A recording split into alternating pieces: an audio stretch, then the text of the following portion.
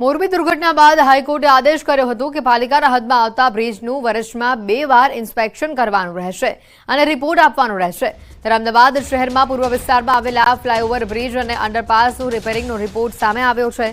પૂર્વ વિસ્તારના 37 બ્રિજનું સમારકામ કરવાનો રિપોર્ટ આપ્યો છે।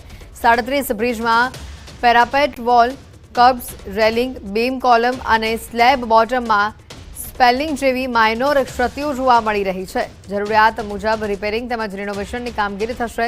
અમદાવાદ શહેરમાં કુલ 88 બ્રિજ આવેલા છે। પંકજ એમ પટેલ કન્સલ્ટન્ટ પ્રાઇવેટ લિમિટેડ તથા Jio design and research private limited consulting એજન્સીએ કુલ 69 બ્રિજનું ઇન્સ્પેક્શન કર્યું હતું। અમદાવાદ શહેરના સાબરમતી નદીના પશ્ચિમ ભાગમાં કરવામાં આવેલા 32 બ્રિજ માટે પણ જરૂરિયાત મુજબ રિપેરિંગની કામગીરી માટે અલગથી ટેન્ડર મંગાવેલા છે।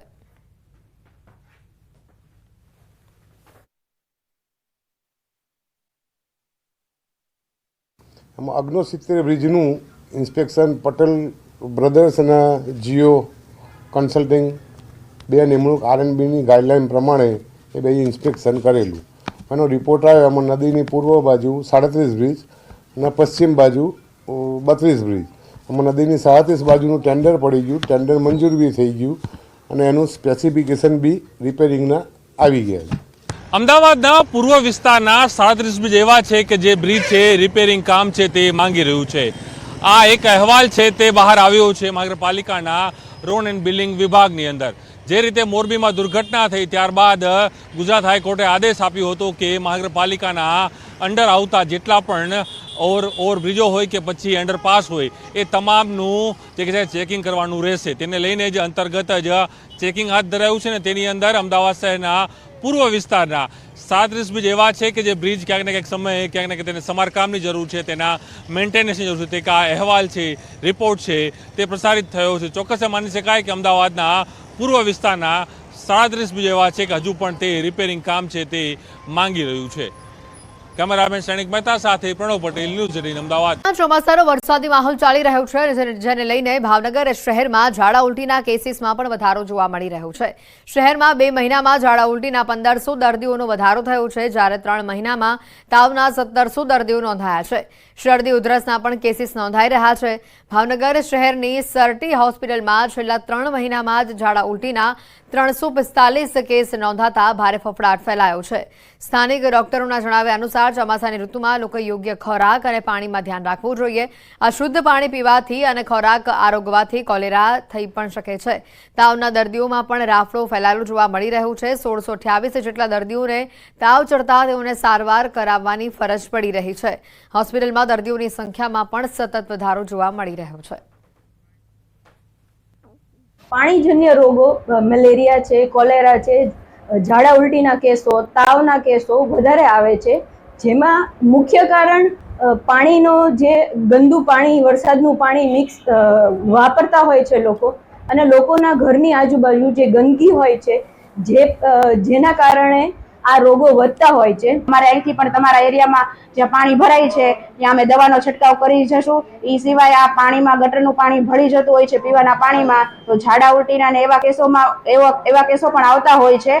તો જો તમને એવા કેસો આજુબાજુમાં કે તમારા ઘરમાં જોવા મળે તો તાત્કાલિક તમે દવાખાનાનો સંપર્ક કરો। ડેરી દ્વારા દૂધના ભાવમાં વધારો કરવામાં આવે તેવી માંગ છેલ્લા કેટલાય દિવસ સુધી પશુપાલકો કરી રહ્યા છે, ત્યારે હવે અરવલ્લીના મોડાસા તાલુકાના ગામડાઓમાં પણ પશુપાલકોએ બાયો ચડાવી છે।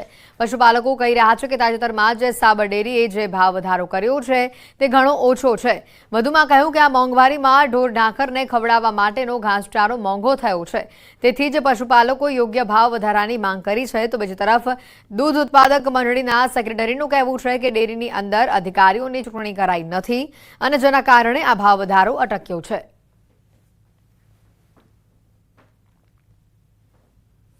હાલ સાબર ડેરીએ જે ભાવ વધારો આપ્યો છે એ ભાવ વધારો ખેડૂતોની અને પશુપાલકોની મશ્કરી કરી હોય, ત્યારે અત્યારે જે સત્તામાં બેઠેલા માણસો છે, જે સત્તામાં બેઠેલા ડિરેક્ટરો છે, એ તમામ લોકો આ ખેડૂતોનું અને પશુપાલકોનું ખૂબ જ શોષણ કરી રહ્યા છે। કલેક્ટરે જે ચૂંટણી થયા પછી વાઇસ ચેરમેન, ચેરમેનની ચૂંટણી 15 દિવસમાં કરવી જોઈએ, એ સાબરકાંઠા કલેક્ટરે કરી નથી। એના માટે આ ભાવફેર અટક્યો છે। તો રાજ્ય સરકારે આ બાબતે ગંભીર નોંધ લઈ અને પશુપાલકોને સમયસર આનાથી જે ભાવ ફેરની રકમ ચૂકવી છે એનાથી વધારે ચૂકવવી જોઈએ. ઉના તરફ જતા ફોરટ્રેક હાઈવેનું છેલ્લા 10 વર્ષથી કામ ચાલી રહ્યું છે, પરંતુ 10 વર્ષ થવા છતાં હજી પણ આ નેશનલ હાઈવે ફોરટ્રેક તૈયાર થયું નથી. હાઈવેમાં અનેક જગ્યા ડાયવર્ઝન આપવામાં આવેલા છે.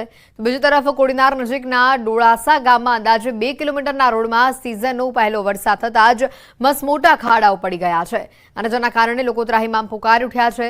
રોડ એટલો બિસ્માર છે કે મોટી ગાડીઓ પણ ખાડામાં ફસાઈ જાય છે, અને જેના કારણે સ્થાનિક મુસાફરો અને રાહદારીઓની મુશ્કેલી વધે છે. ડોળાસા ગામની અંદરના 2 કિલોમીટરના રોડ પર ખાડા છે કે ખાડામાં રોડ તે સમજવું પણ મુશ્કેલી ભર્યું છે. સ્થાનિકો અને રાહદારીઓની માંગ છે કે આ રોડને રિપેર કરી અને સિમેન્ટ રોડ બનાવવામાં આવે, જેથી લોકોની સમસ્યા હલ થઈ શકે. જો તો ખરા આ રોડ, આમાં માણસોને નીકળવું કઈ રીતે? આ ગોઠને ખાડા, આ વાહન વાળા આવે તો ડોહા ડગાને મારી નાખે પાણીમાં પસાડી દે. કાયમી એક બે ને અમારે અહીં ઉભા કરવા પડી ગયું છે. આ થાય હાઈવે કે શું કરવું કે અમારે રોડ બંધ કરવો? વજનદાર વાહનો અવારનવાર ચાલુ જ રહે છે, જેને હિસાબે આ ડામર રોડ ટકતો નથી. અત્યારે 1 ફૂટથી વધુના ખાડા પડી ગયા છે ને આ રોડની 2 કિલોમીટરની સ્થિતિ આ હાલત છે. અત્યારે પરિસ્થિતિ એકદમ ખરાબ છે. ગોઠણ સુધીના ખાડા પડી ગયા છે. વાહન હલાવવા એક અઘરી વસ્તુ છે. એને હિસાબે ટ્રાફિક પણ થઈ જાય છે, અને પાણી પાકા રોડ ઉપર ભરાય છે. એને હિસાબે ગંદકી પણ વધારે છે. તો શક્ય હોય ત્યાં સુધી નેશનલ હાઈવેને અમારી રજૂઆત એવી છે કે વહેલાસર નવો રોડ બનાવી દે અને આ સમસ્યાનું નિરાકરણ લાવે. વરસાદી માહોલની વચ્ચે ભાગડાવાડા વિસ્તારમાં એક મહાકાય વૃક્ષ ધરાશાયી થયું. ભાગડાવાડા વિસ્તારમાં વરસાદની સાથે પવન ફૂંકાતા વર્ષો જૂનું મહાકાય વૃક્ષ મૂળથી ઉખડી ધરાશાયી થયું. આ વૃક્ષ રસ્તાની બાજુમાં જ આવેલા ઘર ઉપર પડ્યું હતું. ઘરના છતના પતરા પણ તૂટી ગયા. જોકે સદનસીબે આ ઘટનામાં કોઈને ઈજા કે જાનહાનિના સમાચાર નથી. ભાગવડા વિસ્તારમાં મહાકાય વૃક્ષ ધરાશાયી થયાના આ દ્રશ્યો સામે આવે છે. જોઈ શકાય છે કેટલી મોટી સંખ્યામાં આ વૃક્ષની ડાળીઓ આ મકાન ઉપર પડી છે, અને જેના કારણે મકાનને નુકસાન થયું છે. પરંતુ રાહતની વાત એ છે કે ઘટનામાં કોઈ જાનહાનિના સમાચાર નથી. જિલ્લાઓમાં મેઘમહેર જોવા મળી રહી છે, પરંતુ પાટણ જિલ્લામાં હજી પણ મેઘરાજા મન મૂકીને વરસ્યા નથી. પાટણ જિલ્લાના કેટલાક તાલુકામાં કાગડોળે મેઘરાજાની રાહ જોવામાં આવી રહી છે. ખેડૂતોનું કહેવું છે કે અત્યાર સુધી 15 થી 17% વરસાદ નોંધાયો છે. 15 થી 20% વાવેતર પણ કરાયું છે, પરંતુ જોઈએ તેવો વરસાદ હજી સુધી વરસ્યો નથી. વાદળોની સાથે સાથે ખેડૂતોને વરસાદની આશા પણ બંધાય છે, પરંતુ જો મેઘરાજા જાણે હાથ તાળી આપી રહ્યા હોય તેમ મન મૂકીને વરસતા નથી. ખેડૂતોના મનમાં દુષ્કાળની ભીતિ પણ સેવાઈ રહી છે. ત્યારે હેક્ટર દીઠ વાવેતરમાં 20 થી 25 હજારનો ખર્ચો થતો હોય છે. ત્યારે જો આગામી 4 થી 5 દિવસમાં આ વરસાદ ન આવ્યો તો ખેડૂતોને કરેલો તમામ ખર્ચો માથે પડે તેવી ભીતિ છે. બધા પાકનું નુકસાન છે. વરસાદ છે નહીં, બરોબર, અને હજુ જો 5 દિવસ ખેંચાય વરસાદ તો બાજરી બધું સુકાઈ જાય એમ છે. ખર્ચા તો બિયારણ, ખાતર, પાછા એની દવાઓ, અમને આ વરસાદ ના થાય તો બધી માથે જ છે. વાવણી લાયક વરસાદ અને શનિ, રાધનપુર, સાતલપુર આ 3-4 તાલુકામાં વરસાદની મોટી ઘટ છે. 20% વાવેતર થયું, પણ વાવેતર રહેવાનું નથી અને પાણીનો કોઈ પણ સંજોગ ચાય છે નહીં. જો વરસાદ વાદળ થાય, છાંટા આવી વેખાઈ જાય. જો વરસાદ બાપોજી થાય તો આ ખેડૂત બચી શકશે, ન કે મોટો દુષ્કાળ છે. 10% જમીનમાં વાવેતર થઈ ગયું છે, જુવાર, ગુવાર, અડદ. પણ જો હવે વરસાદ ન થાય તો બધો પાક નિષ્ફળ જાય એવું પોઝિશન છે. તો ખેડૂતોને લગભગ હેક્ટરે 75,000નો ખર્ચો કરી અને આ મોંઘા ભાવના બિયારણ વાવ્યા છે. સત્વરે વરસાદ થાય તો બરાબર છે, નકે કોઈ આ પાણીનો વિકલ્પ નથી. વરસાદી માહોલ જામ્યો છે. ઠેર ઠેર વરસાદ પડી રહ્યો છે, પરંતુ કચ્છ જિલ્લામાં વાવણી લાયક વરસાદ ન પડતા ખેડૂતો ચિંતિત બન્યા છે. કચ્છ જિલ્લામાં હાલ માત્ર 30% જેટલી જ વાવણી થઈ છે. જો આગામી દિવસોમાં વરસાદ નહીં આવે તો ધરતીપુત્રોની હાલત કફોડી બનશે. જિલ્લામાં માત્ર 25 થી 30% વિસ્તારમાં વાવણી લાયક વરસાદ થયો છે. ત્યારે ભુજના કુકમાં ગામના ખેડૂતો પણ ચિંતિત બન્યા છે.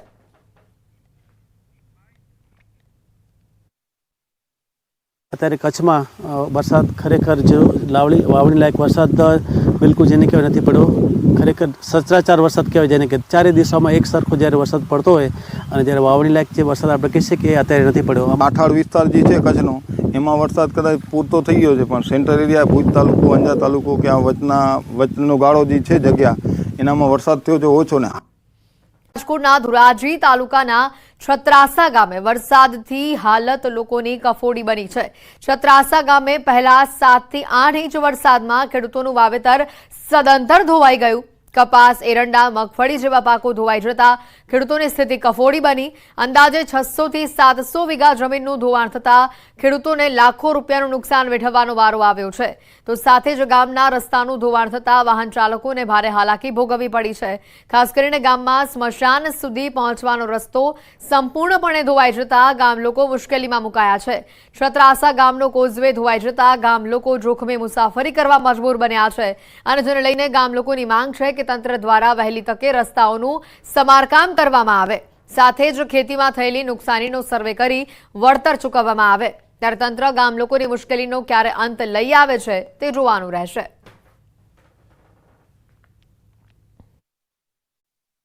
દોઢ કલાકની અંદર જે 7 થી 8 ઇંચ જેવો વરસાદ પડ્યો એને કારણે બધા ખેતરો ધોવાઈ ગયા છે અને તમામ માટી અને પાક પણ નિષ્ફળ ગયો. જે વાવેતર કરેલું હતું કપાસનું, સોયાબીન, મગફળી જેવા વાવેતરો બધા સંપૂર્ણપણે નિષ્ફળ ગયા, ધોવાઈ. રસ્તા પણ ખરાબ છે, કોઝવે, પારા બધું તૂટી ગયું.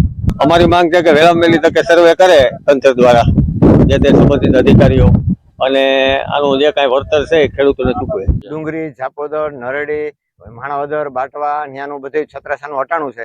તો આ રોડ અત્યારે 1.5 મહિનાથી બંધ છે. પાણી 7-8 ઇંચ વરસાદ થઈ ગયો, આખો રોડ ધોવાઈ ગયો છે. ખેતરો અમારા ધોવાઈ ગયા છે અને જમીન ધોવાઈ ગઈ છે. અમારા આવડું નાલું ધોવાઈ ગયું છે. ભમરિયા રસ્તો છે એ ધોવાઈ ગયો છે. જે રીતે મેઘરાજાએ મેર કરી હતી, જે તોફાની બેટિંગ કરી હતી, એને વાત કરી કે સૌરાષ્ટ્ર અંદરમાં જે રીતે વરસાદ વરસ્યો હતો, ક્યાંક ધીમી ધારે, ક્યાંક ધોધમાર વરસાદ થતો, નદી નાળાઓ અત્યારે ઓવરફ્લો થઈ ગયા, તેની વાત કરીએ. ધોરાઈ તાલુકાના છત્રાસા ગામના સીધા આપના દ્રશ્યો બતાવી કે આ ચેક ડેમના દ્રશ્ય છે. જે રીતે 7 ઇંચ વરસાદ પડ્યો હતો તેને લઈને ચેક ડેમ છે તેના ઉપરથી પાણી વહેતું હતું અને પાણીના ફોર્સને લઈને તે પુલ છે તે બિસ્માર હાલતમાં પુલનો ધોવાણ થઈ ગયો હતો. આ 10 ગામને જોડતો આ પુલ છે, પુલ અત્યારે બિસ્માર હાલતમાં છે. ખેડૂત પોતાના ખેતરમાં નથી જઈ શકતો. શમશાન જવા માટેનું માત્ર એક પ્રથમ રસ્તો હતો, ત્યાંથી જવા માટે, શમશાન જવા માટે લોકોને પરેશાનીનો સામનો કરવો પડે. હજારો વીઘા ખેતર છે, ખેતર ધોવાણ થઈ ગયો હતો. જે રીતે વરસાદ થયો હતો તેને લઈને પુલને પારાપાર મુશ્કેલીનો સામનો કરવો પડે. લોકોને 8 થી 10 કિલોમીટર ફરીને જવા પડે છે. લોકોને એવી માંગ છે કે તાત્કાલિક ધોરણે આ પુલનો સમારકામ કરવામાં આવે, તેને લઈને લોકો એવી માંગ કરી રહ્યા છે. મુનાફ બગાલી, ન્યૂઝ ગુજરાતી, છત્રાસા, ધોરાજી. સમાચાર આવી રહ્યા છે. ક્રિકેટ ટીમના પૂર્વ કોચની તબિયત ગંભીર હોવાનું સામે આવી રહ્યું છે. પૂર્વ કોચ અંશુમન ગાયકવાડની તબિયત ગંભીર હોવાનું સામે આવી રહ્યું છે. ગોરવા વિસ્તારની હોસ્પિટલમાં તેઓને દાખલ કરવામાં આવ્યા છે. કેન્સર જેવી ગંભીર બીમારીથી અંશુમન ગાયકવાડ પીડાઈ રહ્યા છે. થોડા સમય પહેલા જ લંડનમાં તેઓએ સારવાર કરાવી હતી. તબિયત વધુ લથડતા ગોરવા વિસ્તારની ખાનગી હોસ્પિટલમાં તેઓને દાખલ કરવામાં આવ્યા છે.